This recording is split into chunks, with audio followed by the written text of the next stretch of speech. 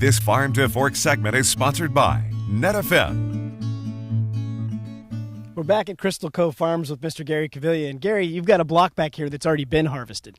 Now, once that part of the work's done, what goes into getting ready for next year now with these trees? Well, we do some mechanical pruning. You can see these trees have been topped and they've also been hedged. And we have some requirements now if we want to sell fruit in the export market in China and South Korea.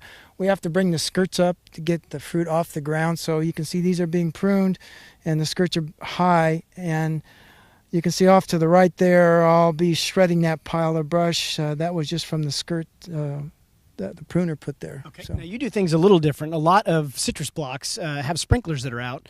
You've got double line drip. What are your thoughts now on why you're changing things up or why you've done things different? The drippers are just easier for me to manage the water. I can more precisely put the amount of water I want per tree on because I can plug in or plug out a 1 gallon an hour emitter. The micro sprinklers, the minimum you can put on is about 6 gallons. So if I have a tree that's not quite up to speed and looking a little weak, maybe too much water, I can pull a dripper off. Or vice versa, if one's getting dry, I can add a dripper. So I just find them easier to manage, and I get less damage from the pickers on drippers.